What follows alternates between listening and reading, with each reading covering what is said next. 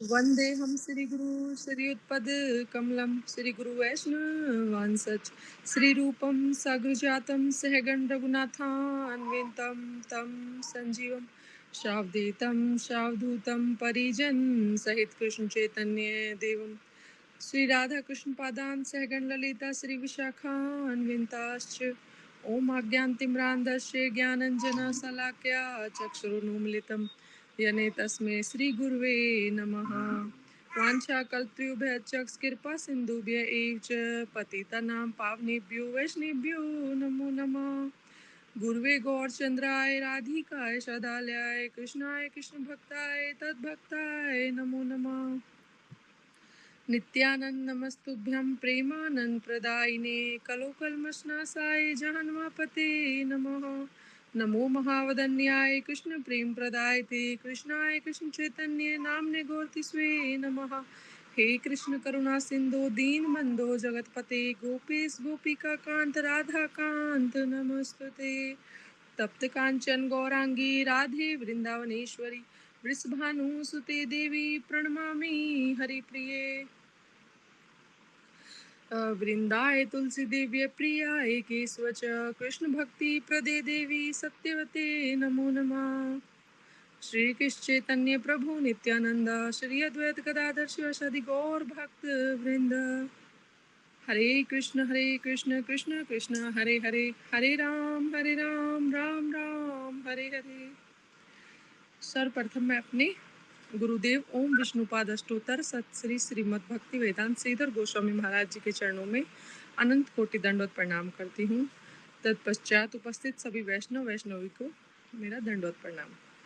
हरे कृष्ण। तो आज का जो हमारा विषय है वो है भक्ति के 64 सेवा अपराध। जैसे अभी तक हमने भक्ति के 64 अंग पढ़े थे, 10 नाम अपराध पढ़े थे, उसी प्रकार भक्ति में 64 सेवा अपराध भी है। जैसे 32 तो शास्त्रों में बताए गए हैं और बाकी के 32 वराह पुराण में बताए गए हैं, तो कुल मिलाकर 64 सेवा अपराध होते हैं। आज तक हमने मतलब कि ठाकुर जी की सेवा, उन भक्ति के 64 कैसे हमें भक्ति करनी चाहिए, क्या करना चाहिए। लेकिन क्या होता है कि भक्ति पथ पे हमें सेवा करते करते भी हमसे कुछ अपराध हो जाते हैं, है ना। तो उन अपराधों के बारे में आज हम थोड़ी सी चर्चा करेंगे कि भक्ति पथ पे क्या क्या अपराध हमसे हो जाते हैं। तो पहला है इसमें जो वो है 64 सेवा अपराधों में पहला जो है पालकी आदि वाहन द्वारा पादुका पहनकर जूते चप्पल पहनकर मंदिर में जाना। यानी कि जब हम मंदिर में जाते हैं तो सभी जानते हैं कि जूते चप्पल पहन के जाना नहीं चाहिए, या फिर कभी भी ठाकुर जी बैठे हैं, सामने श्री विग्रह है, वहाँ से कई बार हम ध्यान ना दें और जूते चप्पल पहन के निकल जाए तो ये क्या है, अपराध है। दूसरा, हम कभी क्या करते हैं कि कभी यात्रा निकल रही है, कभी ठाकुर जी की पालकी निकल रही है और हम वहाँ से वाहन लेके उनके आगे से निकाल दे, या फिर उनके आगे ले जाकर, पालकी के आगे ले जाकर वाहन खड़ा कर दे, तो ये क्या है, अपराध होता है। ठीक है। दूसरा इसमें बताया गया है कि भगवान के जन्मदिन आदि पर महोत्सव ना करना। कहने का अभिप्राय है कि जैसे कि भगवान की विशेष तिथियाँ होती है, विशेष दिन होते हैं, नरसिंह अवतार, रामनवमी, जन्माष्टमी आदि, है ना। भगवान के विशेष दिनों में भी मान लो हमारे अंदर इतना सामर्थ्य है कि हम महोत्सव कर सकते हैं, कुछ उनकी सेवा उस दिन अधिक कर सकते हैं, लेकिन वो हम नहीं कर रहे, तो ये क्या है, एक अपराध होता है।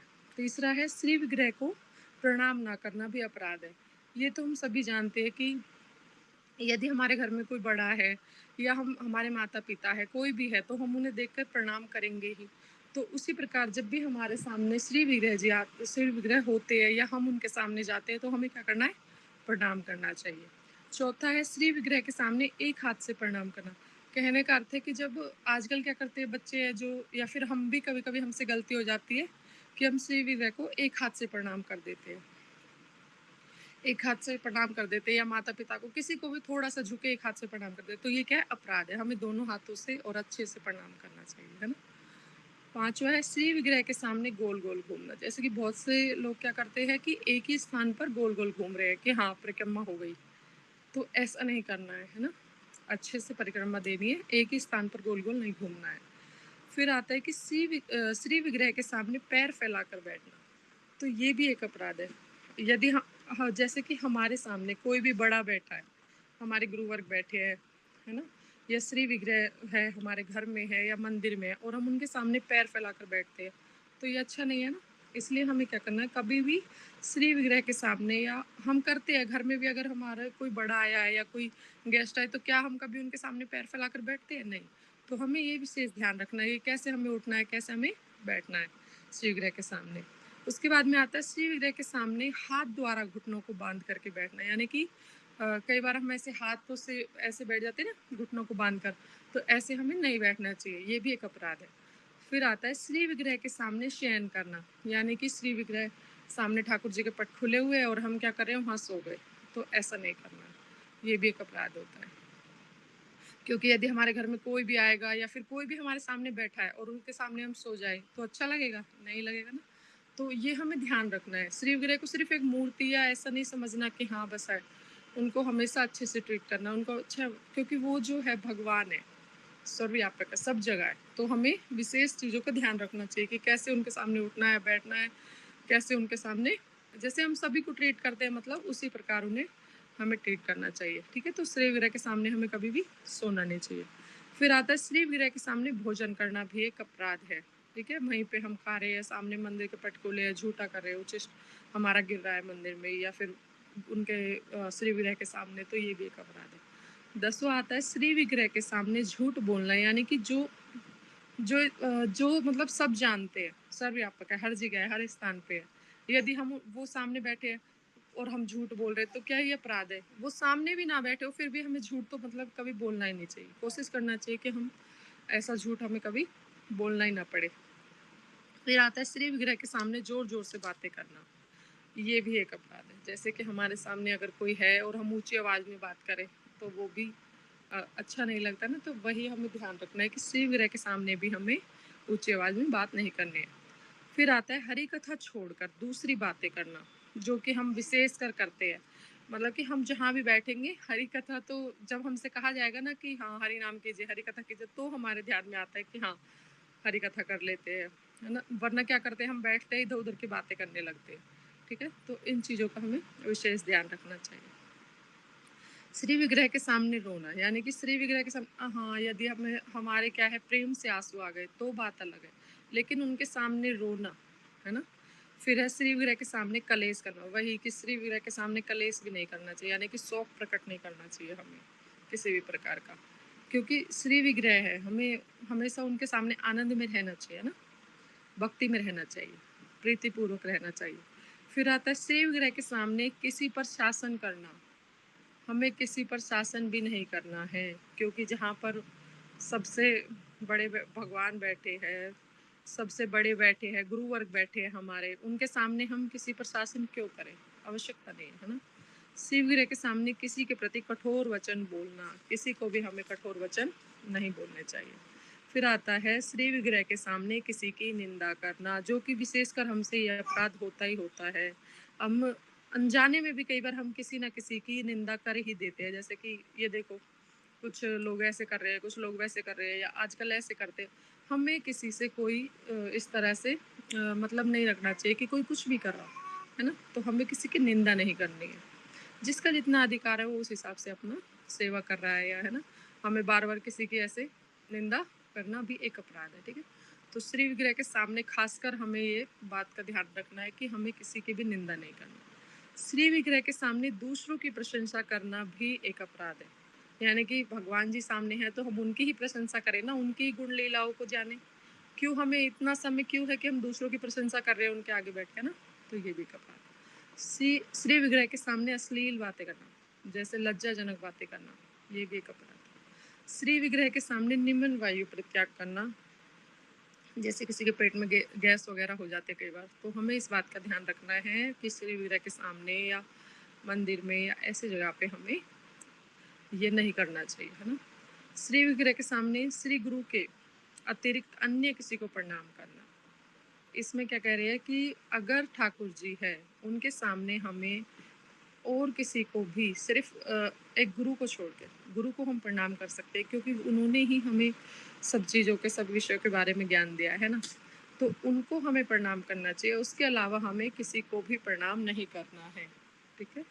श्री ग्रह के सामने पीठ करके बैठना, मतलब जनरल नॉलेज की बात है। श्री ग्रह के सामने हमें पीठ करके नहीं बैठना चाहिए, कभी पीठ करके नहीं जाना चाहिए। कई बार मतलब ध्यान रखना इन चीज़ों का, है ना, क्योंकि अगर हमारे सामने कोई बैठा है तो क्या हम उनसे पीठ करके बैठ जाइए, अच्छा होगा? अच्छा नहीं है। तो श्री विग्रह के सामने पीठ करके भी नहीं बैठना चाहिए।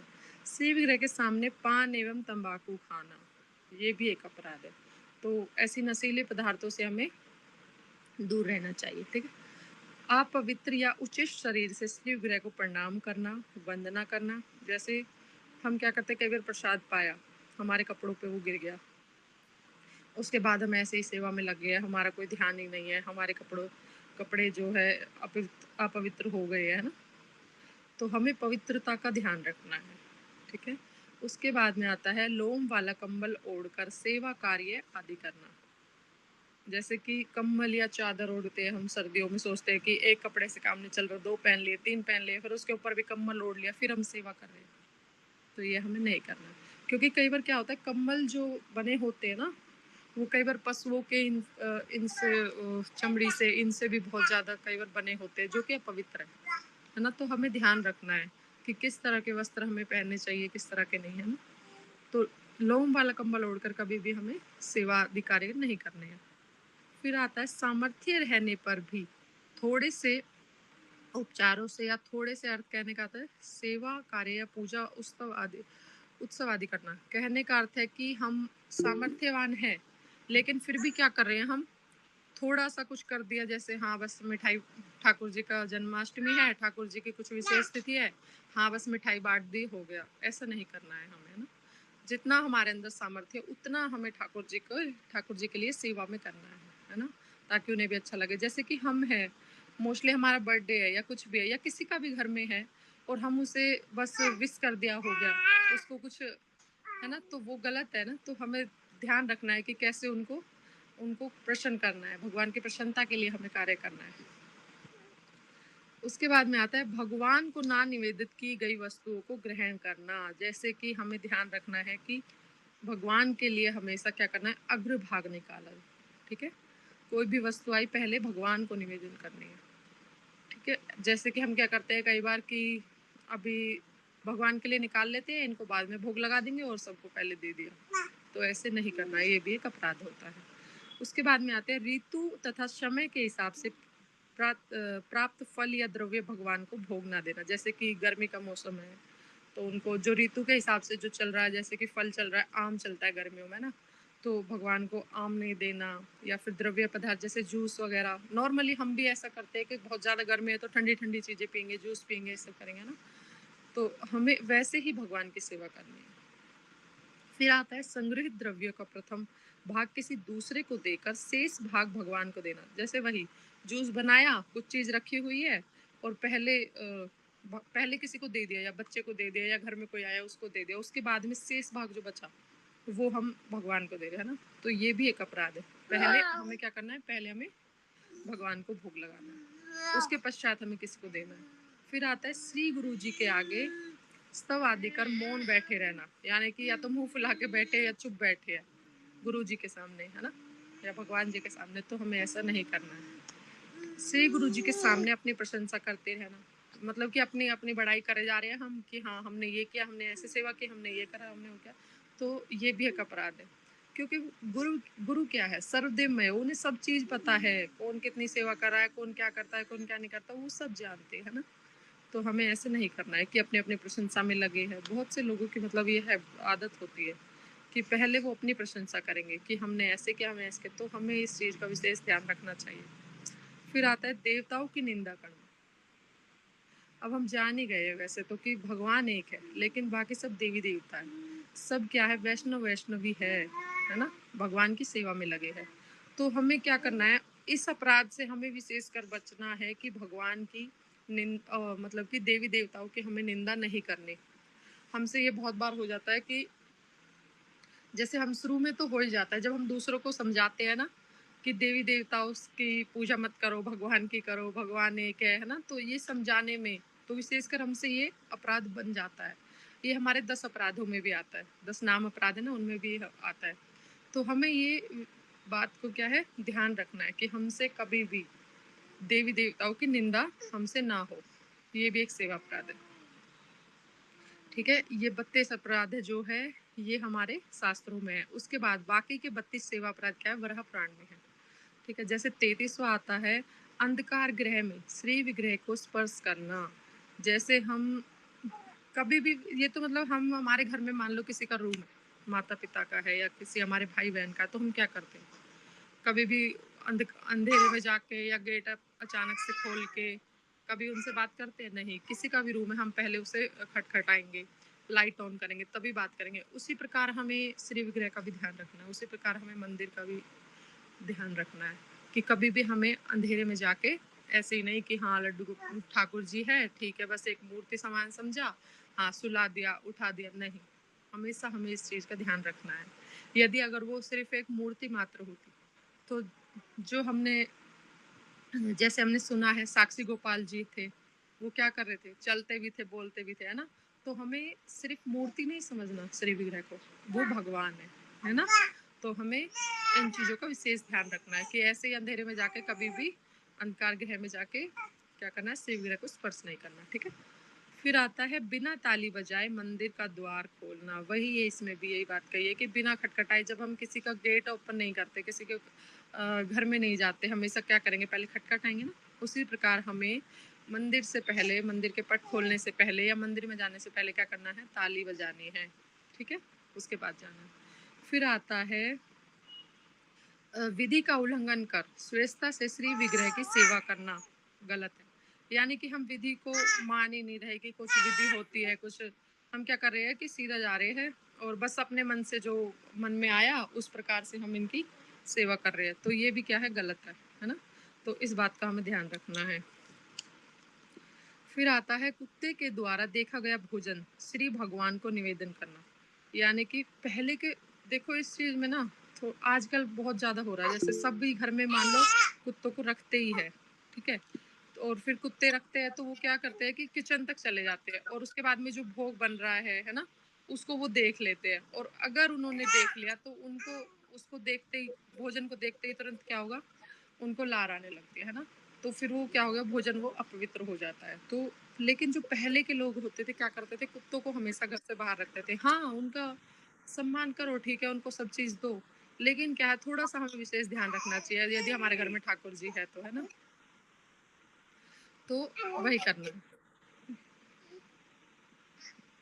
हमें इस चीज का विशेष ध्यान रखना है कि घर में यदि कुत्ते हैं तो उन्हें बाहर रखना है, और रसोई से तो हमेशा बाहर रखना है ताकि वो ठाकुर जी के भोग को देख ना सके। ठीक है, उसके बाद में आता है पूजा करते समय मौन ना रहना। जैसे कि हम क्या करते हैं, कई बार पूजा कर रहे हैं ठाकुर जी की और बोलते रहते हैं अपनी बातों को कंप्लीट करने के लिए, तो हमें इधर उधर की बातें नहीं करनी है।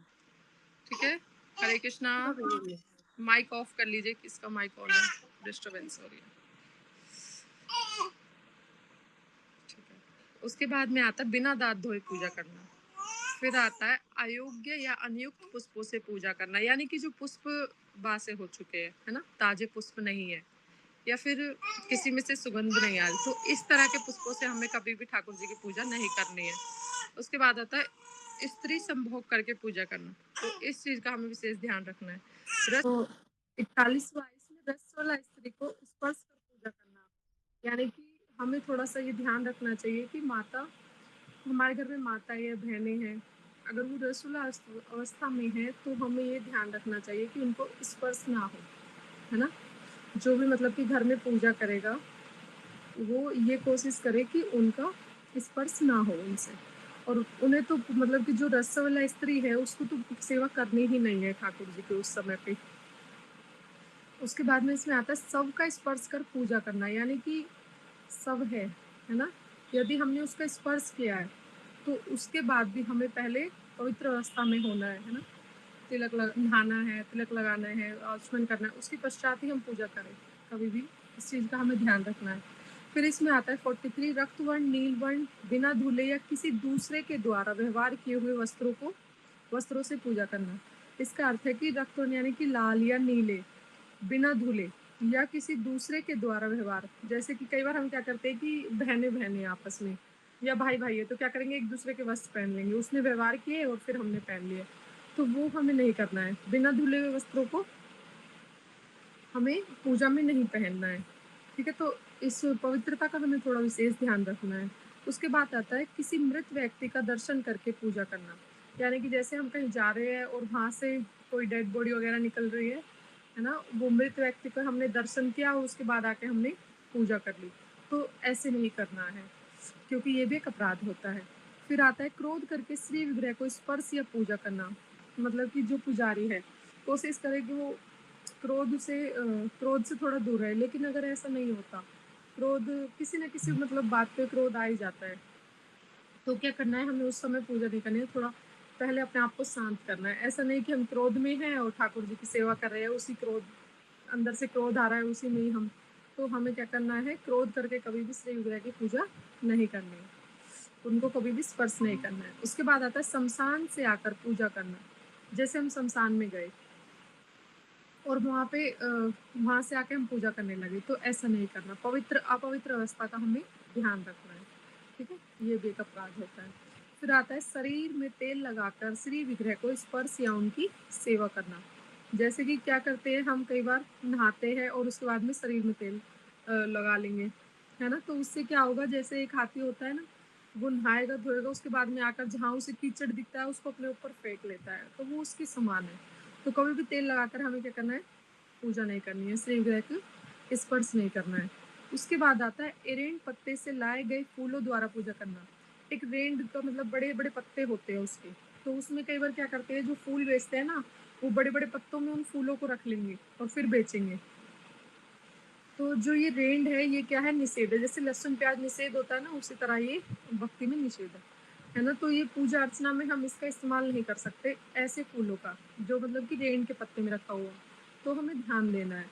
यदि या तो हमें बेचने वाले से फूल कम ही लेने चाहिए, कोशिश करें कि अपने घर में या जहाँ भी हमें थोड़ा बहुत भी स्थान मिले, वहाँ पे थोड़े से फूल के पौधे लगा लिए, है ना? फिर वहाँ से ताज़ा फूल लिए, सुगंधित फूल लिए और फिर ठाकुर जी को उन फूलों को निवेदित कर दिया। उसी प्रकार आता है भूमि या पीढ़े पर बैठकर पूजा करना। कह रहे हैं कि कभी भी पीढ़े पे बैठ के पूजा नहीं करनी चाहिए। पीढ़ा होता है ना, जैसे कि भूमि से थोड़ा-सा ऊँची अवस्था होती है उसकी। उस पर किसी चीज़ पे, पट्टे पे, किसी भी चीज़ पे हमें बैठ के ऐसे पूजा नहीं करनी चाहिए। कई आजकल जैसे हमने देखा हुआ है, कई ब्राह्मण लोगों पे अगर सोचेंगे कि बैठा नहीं जा रहा, तो वो उस पे बैठ के पूजा कर देंगे या कर देंगे। तो ये क्या है? ये एक अपराध है। और उसी प्रकार हमें भी इस चीज़ का विशेष ध्यान रखना है कि हमें ऐसे पीढ़े पर बैठकर पूजा नहीं करनी है। फिर आता है बासी फूलों से पूजा करना भी अपराध है। भगवान के लिए क्या करना है, हमेशा ताज़ी और सुगंधित फूल ही होने चाहिए। बासी फूलों से हमें पूजा नहीं करनी है, ठीक है? फिर आता है पूजा काल में थूकना या नाक साफना। जैसे कि हमारा पूजा का स्थान है, वहाँ पे हमें विशेष ध्यान रखना है कि वहाँ थूके ना, है ना? या फिर हम कहीं जा भी रहे हैं, जैसे कि हम किसी धाम पे जाते हैं, वृंदावन जाते हैं, तो हमें इस चीज़ का विशेष ध्यान रखना है कि ऐसे नहीं कि चलते-चलते कहीं भी थूक दिया, तो क्या होगा, हम वहाँ पे करने तो गए थे दर्शन, लेकिन फिर वो वहाँ से हम क्या लेके आएँगे, अपराध लेकर आएँगे। कहीं भी थूक दिया, कहीं भी कूड़ा फेंक दिया, कहीं भी, है ना? तो इस चीज़ का हमें विशेष ध्यान रखना है। फिर आता है अपने आप को बड़ा पूजक समझना। जैसे कि थोड़ा बहुत हमने शास्त्र ज्ञान ले लिया, उसके बाद हम सोच रहे हैं कि हमसे बड़ा कोई पूजक है ही नहीं। अगर कोई, जैसे कि कोई पूजा कर रहा है और उसे हम बार-बार डाँट लगा रहे हैं, "अरे! ऐसे थोड़ी करनी है, अरे! ऐसे नहीं कर सकते।" तो हमें ऐसा नहीं करना है। हमें क्या करना है कि अपने आप को सबसे बड़ा पूजक नहीं समझना है। हमेशा हमें इस बात का ध्यान रखना है। फिर आता है टेढ़ा ऊर्ध्वकोण धारण करना, ठीक है? तिलक का हमेशा ध्यान रखना है कि हमें किस प्रकार धारण करना चाहिए। फिर आता है पैर ना धोकर मंदिर में प्रवेश करना। कई बार हम क्या करते हैं कि कहीं से भी आए, बाहर से आए और जाके उन्हीं पैरों से मंदिर में प्रवेश कर जाते हैं। तो हमें हमेशा हाथ, पैर, मुँह हमेशा धो लेने चाहिए, है ना? फिर मंदिर में प्रवेश करना चाहिए। आगे आता है स्नान कराते समय बाएँ हाथ से श्री विग्रह का स्पर्श करना। बाएँ हाथ से हमें श्री विग्रह का स्पर्श नहीं करना चाहिए। फिर आता है 56 नंबर, वैष्णवों द्वारा पकाया हुआ अन्न को भगवान को निवेदन करना। जैसे कि हमने देखा कई, मतलब हर जगह तो वैष्णव लोग नहीं मिलेंगे, तो हमें क्या करना है, उनके द्वारा पकाया हुआ जो भोजन है, अन्न है, वो हम भगवान को निवेदन नहीं करेंगे। जैसे हमने देखा राधा रमन मंदिर है, उसमें कभी भी ऐसे बाहर से लाया गया प्रसाद या अवैष्णवों द्वारा वो भोग नहीं लगता, है ना? तो उसी प्रकार हमें भी इस चीज़ का विशेष ध्यान रखना है। हाँ, मतलब वैसे सामग्री हम बाहर से ले सकते हैं, उसके बाद में घर में ही वैष्णव द्वारा ही उसको बनाया जाए, कुछ भी मिठाई वगैरह कुछ भी जो हम बना रहे हैं, फिर हम भगवान को वो निवेदन करें, है ना? फिर आता है अवैष्णवों के सामने श्री विग्रह की पूजा करना, ठीक है? ये भी एक अपराध है। जो लोग अवैष्णव है उनके सामने हमें श्री विग्रह की पूजा नहीं करनी चाहिए। फिर आता है पसीने युक्त शरीर से पूजा करना, जैसे पसीने से लथपथ है हम, है ना? और पूजा कर रहे हैं, फिर क्या होगा? मतलब हम यहाँ से ठाकुर जी की पूजा कर रहे हैं, अर्चना कर रहे हैं और वहीं से पसीने उनके ऊपर जा रहे हैं ना, तो ये भी गलत है, ये भी एक अपराध है। फिर आता है कपालिक को देखकर पूजा करना, तांत्रिक आदि को देखकर, जैसे कि तांत्रिक होती है ना, वो क्या करते हैं कि गले में बहुत सारी खोपड़े वगैरह लगा के रखते हैं, तो उनको हमने कहीं पे देख लिया, फिर उसके बाद में हम आके पूजा कर रहे हैं, तो वो नहीं, ऐसे नहीं करना चाहिए, ये भी एक अपराध है। फिर आता है श्री भगवान का निर्माल्य उल्लंघन करना, यानी कि जैसे कि भगवान की जो वस्तु है, भगवान का जो निर्माल्य है, उसका हमें कभी भी लांघना नहीं चाहिए, है ना? जैसे भगवान को अर्पित की हुई वस्तु है, जैसे उनकी माला हो गई, है ना? उनकी कुछ भी प्रसादी वस्तु जो भी है, उसको हमें खासकर ध्यान रखना चाहिए, उन्हें हमेशा मस्तक से लगा के उनका सम्मान करना चाहिए। ऐसे नहीं कि इधर उधर रख दिया, इधर उधर कहीं भी ठीक है माला को रख दिया, तो ऐसे नहीं करना है, ठीक है? उसके बाद में आता है भगवान का नाम लेकर शपथ ग्रहण करना, यानी कि हम कई बार क्या करते हैं, बात बातों में भगवान की शपथ ले लेते हैं, भगवान की कसम खा लेते हैं, गुरु की कसम खा लेते हैं, तो हमें ये बात विशेष कर ध्यान रखनी है, कभी भी भगवान की गुरु की कसम नहीं खानी चाहिए, कभी भी उनकी शपथ नहीं लेनी चाहिए, ठीक है? फिर आता है श्री भगवत प्रतिपादक शास्त्रों के अनादर कर दूसरे शास्त्रों का आदर करना भी अपराध है। मतलब कि अपने जो शास्त्र है, अपने जो भगवान से भगवान प्रति पादक जो शास्त्र है उनका हम अनादर कर रहे हैं और दूसरे शास्त्रों का आदर कर रहे हैं, तो ये भी एक अपराध है ना। हमें अपने शास्त्रों का हमेशा सम्मान करना चाहिए, क्योंकि उनसे ही हमें सभी तरह का ज्ञान प्राप्त होता है। फिर आता है आसुरिक काल में पूजा करना, यानी कि बिना समय, किसी भी समय हम पूजा कर रहे हैं, कोई विधि नहीं, कोई समय नहीं देख रहे हैं ना कि पूजा का कौन सा समय, जैसे हम मन में आए तब सेवा कर दी किसी भी समय, तो ये भी एक अपराध है। हमें हमेशा ध्यान रखना है कि पूजा का समय क्या है ना? ठाकुर जी को कब उठाना है, ठाकुर जी को कब भोग देना है, ठाकुर जी को कब सुलाना है। ऐसा नहीं कि हाँ ठाकुर जी बैठे हैं, 11 बज गए, 12 बज गए, ऐसा नहीं होना चाहिए। हमें उनके हमेशा शयन का, हमेशा भोग का, उनके मंगला का, मतलब सभी चीज़ों का हमें विशेष का ध्यान रखना चाहिए। फिर आता है सब जो अंत वाला है 64 नंबर, नखों से स्पर्श किए जल से अर्चन करना। नखों से यानी कि हमारे नाखून जो है भक्तों के, वो हमेशा कोशिश करनी चाहिए कि छोटे ही, है ना? क्योंकि हम कभी भी फिर उन्हें भोग देंगे, उन्हें जल देंगे, तो क्या होगा, जो ये हमारे नाखून होते हैं वो उस जल में चले जाएंगे।